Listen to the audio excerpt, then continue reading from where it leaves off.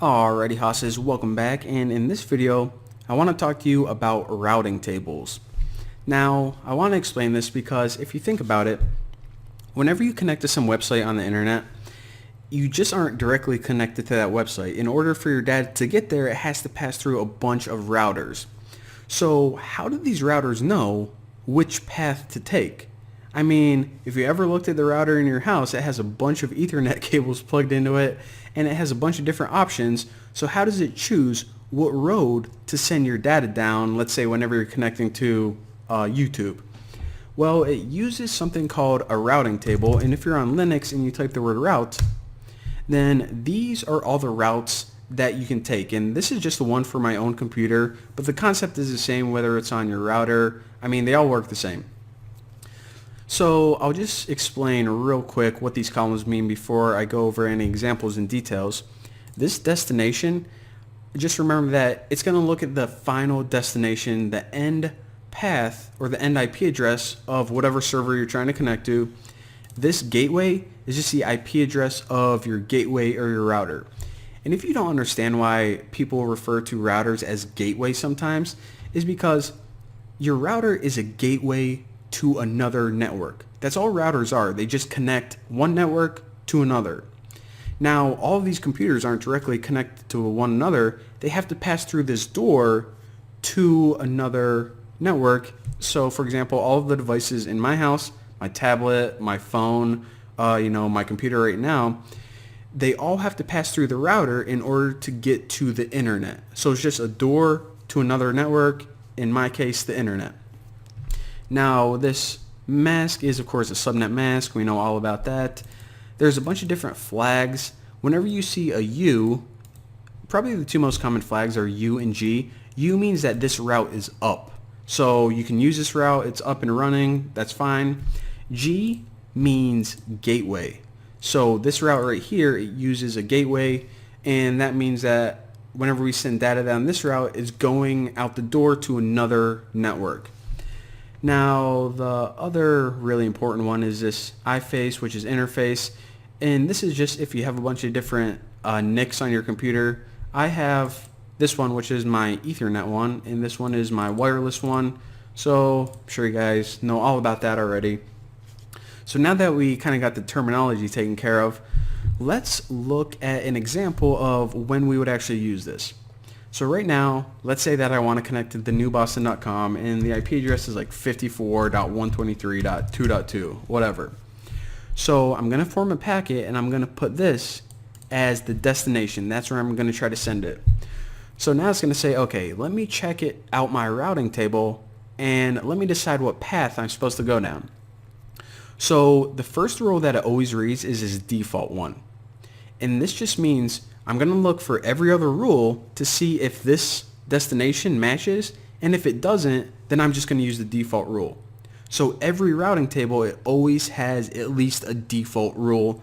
What do you want to do by default when no other rules match?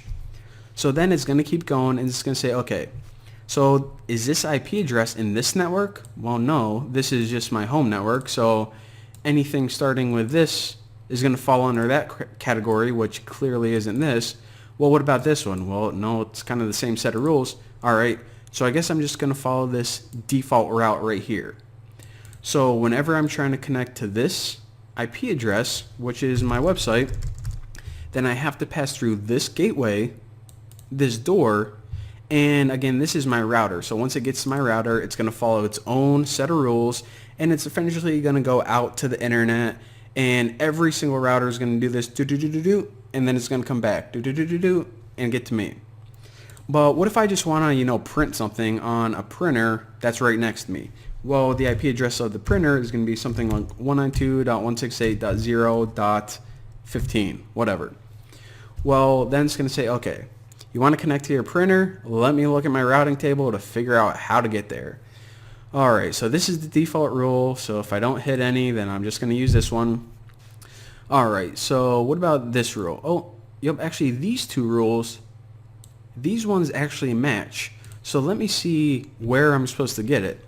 Well, I don't need to use any gateway, and this kind of makes sense because we're not going out any doors to any other network. So this is why this is actually start out. And whenever you hit a rule and this is start out, then it pretty much always means that it's on the same network as you.